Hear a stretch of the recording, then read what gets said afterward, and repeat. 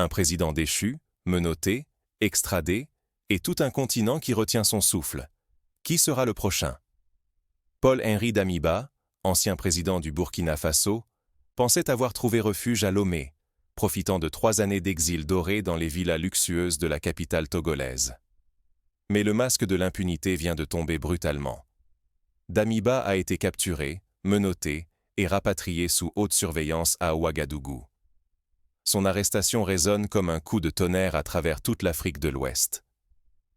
Les téléphones chauffent dans chaque ambassade, les chancelleries s'interrogent. La vieille règle du « protège ton exilé » vient-elle de s'effondrer? Pour les partisans de l'ancien ordre, c'est un séisme. L'événement est perçu par beaucoup comme un avertissement direct à tous les anciens dirigeants et leurs réseaux. Où que vous soyez cachés, personne n'est hors d'atteinte désormais. Même les soutiens étrangers, autrefois garants de la sécurité post-pouvoir, semblent impuissants face à ce nouvel élan de justice régionale. Mais derrière ce geste spectaculaire, une question brûle. Jusqu'où ira cette nouvelle marche vers la justice? L'Afrique de l'Ouest entre-t-elle enfin dans une ère où la souveraineté populaire l'emporte sur les arrangements secrets? Ou bien risquons-nous d'entrer dans une période d'incertitude où la stabilité, la confiance et la sécurité deviennent plus fragiles que jamais? Car ignorer ce signal, c'est accepter de vivre dans un monde où les anciens puissants, acculés, deviennent plus dangereux, où les alliances traditionnelles volent en éclats, et où la rue réclame justice avec une intensité nouvelle. Pour comprendre comment ce renversement inédit a pu se produire, il faut revenir aux origines du pouvoir de Damiba et à la généalogie de son ascension fulgurante.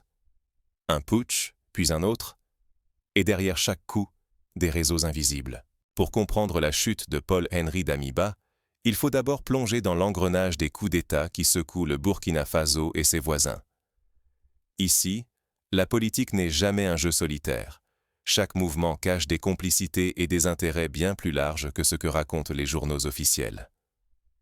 En janvier 2022, Paul-Henri Damiba renverse le président élu du Burkina Faso, arguant d'une urgence sécuritaire face au chaos djihadiste.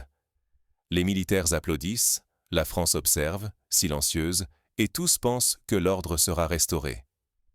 Mais 9 mois plus tard, c'est Damiba lui-même qui est chassé par un autre officier, Ibrahim Traoré. Contraint à l'exil, Damiba trouve refuge au Togo, où il s'installe en maître, loin des regards, dans une villa luxueuse de Lomé. Ce n'est pourtant pas la retraite paisible que son entourage laissait croire. Pendant 3 ans, Damiba orchestre depuis Lomé un véritable réseau criminel. Il écoute, surveille, finance, coordonne des attaques et inspire de nouveaux coups d'État. Ses collaborateurs ne se limitent pas au Togo. En Côte d'Ivoire, des hommes d'affaires et des banquiers lui ouvrent leurs portes. Au Burkina Faso même, des policiers et des hauts fonctionnaires lui servent d'yeux et d'oreilles. Au fil des mois, cet entrelac de complicités politiques, policières et financières permet à Damiba de rester une menace constante pour le gouvernement de Ouagadougou. Mais ce qui rend ce système si opaque, c'est la protection dont bénéficient ces exilés. Réseaux francophones, appuis étrangers, circuits financiers souterrains. Sauf que, dans ce nouveau contexte régional, ces vieilles protections ne sont plus garanties. Ne pas saisir ces dynamiques, c'est risquer d'être manipulé par les récits officiels, de manquer la manière dont les crises sont réellement fabriquées, loin des caméras, dans l'ombre des alliances et des trahisons. Car derrière chaque coup d'État, il y a une économie, une logistique, et surtout une guerre de récits qui façonne la réalité politique. Mais aussi solide que semblait le réseau de Damiba, tout a commencé à se fissurer. Les premiers signaux d'alerte sont venus de l'intérieur même du réseau, des alliés retournés, des confidences captées, des preuves qui s'accumulent. Regardons comment l'édifice de Damiba s'est effondré, pièce par pièce. Quand la paranoïa d'un dictateur devient sa propre perte. Paul-Henri Damiba, l'homme qui se croyait intouchable, s'est piégé lui-même en enregistrant ses propres conversations. Par méfiance, il a compilé des heures de dialogue secret, convaincu que même ses plus proches alliés pouvaient le trahir. Mais ces bandes, saisies par les enquêteurs, sont devenues le cœur des preuves qui le précipitent aujourd'hui vers sa chute. Les révélations sont accablantes. Des ministres, à qui il avait confié la gestion des deniers publics, ont détourné des sommes colossales pour s'offrir une vie de luxe. Ces fonds, prélevés sur le budget de l'État, se sont transformés en voitures haut de gamme offertes à des proches, parfois même à des maîtresses, alors que soldats et enseignants manquèrent de tout. Le cas emblématique, son ministre des Transports, condamné à 11 ans de prison pour avoir siphonné plus d'1,5 million de dollars, sous le regard complice de Damiba. Mais il ne s'agissait pas seulement de corruption locale. L'enquête révèle des flux financiers massifs venus de Côte d'Ivoire. En échange, Damiba promettait à ses soutiens des postes stratégiques dès la reprise du pouvoir. Chaque participant au coup recevrait sa part, du haut gradé au simple policier, en passant par des hommes d'affaires influents.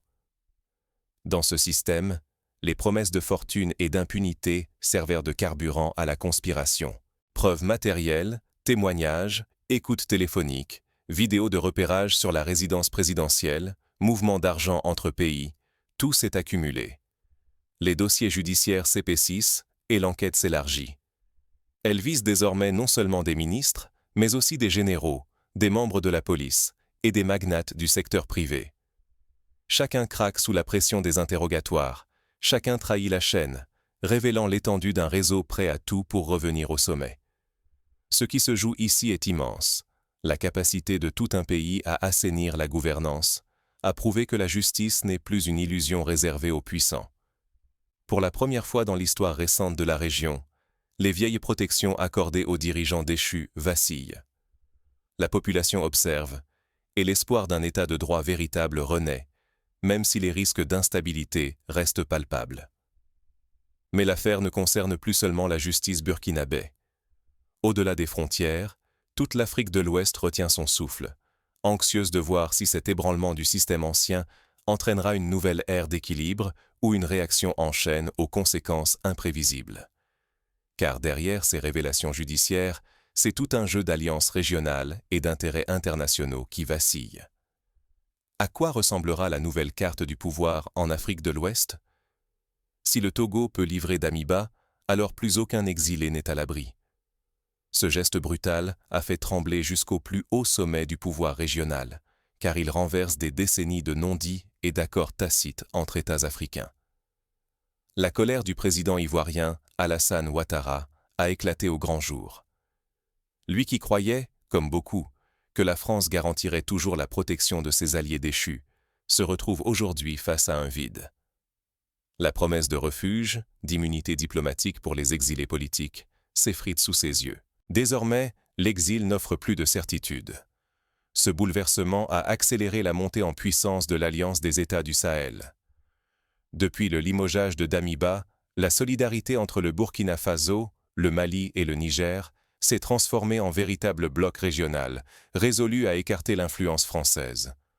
À chaque sommet, à chaque déclaration, la rupture avec l'ancien protecteur colonial se précise. Pour Paris, c'est un recul historique. Pour les peuples sahéliens, c'est une revanche et un pari risqué sur leur propre capacité à assurer leur sécurité collective. Mais une question obsède les chancelleries. Pourquoi le Togo, après avoir protégé Damiba pendant 3 longues années, a-t-il finalement accepté de le livrer? Officiellement, le gouvernement togolais invoque la coopération judiciaire. Mais en coulisses, des voix murmurent que Lomé cherche à rassurer ses nouveaux partenaires sahéliens, voire à devancer des révélations compromettantes sur son propre rôle dans le réseau de Damiba. Ce revirement soudain brouille encore davantage les repères. C'est le précédent qui inquiète le plus. Si un ancien chef d'État peut être arraché à son sanctuaire et livré à la justice de son pays, c'est tout l'équilibre des protections politiques qui s'effondre. Désormais, chaque exilé, chaque opposant ou militaire déchu, sait qu'aucun accord passé ni aucune amitié diplomatique ne garantit plus son impunité. Les règles non écrites volent en éclats. Une nouvelle génération de leaders africains prend le relais. Traoré, Goïta, Tiani, ils affichent une fermeté inédite, insensibles aux pressions occidentales. Ils ne négocient plus le sort des fugitifs. Ils imposent leurs conditions. Pour eux, chaque extradition est un acte de souveraineté, une démonstration de force et un avertissement aux anciens réseaux. Le message est clair, la justice du peuple n'a plus de frontières diplomatiques. Désormais, chaque acteur régional doit choisir son camp, continuer de miser sur des protections obsolètes ou s'adapter à un ordre nouveau, marqué par la volatilité et la défiance. La sécurité personnelle des puissants n'est plus garantie, la stabilité des alliances non plus. Pour les populations, cette nouvelle donne redonne espoir, mais elle fait aussi planer l'ombre de revanche, de règlement de comptes et d'incertitudes juridiques. Les anciennes habitudes s'effondrent et les ambitions populaires s'affichent sans détour. La peur change de camp. Pourtant, au Burkina Faso, la marche vers la justice populaire ne fait que commencer. Car ce que réclame la rue, ce n'est pas qu'une arrestation. C'est la vérité et la réparation. Un dictateur peut tomber, mais la vigilance doit rester. La chute de Paul-Henri Damiba n'est pas seulement un symbole. C'est une leçon vivante sur la responsabilité et la force du peuple quand il refuse l'oubli. Son procès s'est déroulé sous le regard de tous. Les aveux glaçants des complices, les preuves publiques accumulées, enregistrements, virements, témoignages, ont été diffusés partout, alimentant la colère et la pression populaire. La rue exigeait une condamnation exemplaire. Les réseaux sociaux, les médias indépendants, chacun jouait son rôle pour que la justice n'ait pas lieu dans le secret, ni au profit des puissants. Mais la réalité géopolitique s'est imposée. Sous pression diplomatique, un deal a été conclu. Pas de peine de mort, pas d'exécution publique, pour éviter une explosion régionale. Cette décision, bien que frustrante pour de nombreux Burkinabés, montre que la justice n'est jamais totalement indépendante des équilibres internationaux. Cela rappelle que la vraie victoire n'est pas la vengeance, mais la fin d'un système d'impunité. Car le véritable pouvoir, aujourd'hui, n'est plus réservé aux présidents ou aux généraux. Il réside dans la capacité des citoyens ordinaires à se mobiliser, à exiger des preuves, à dénoncer l'injustice, à soutenir les médias libres.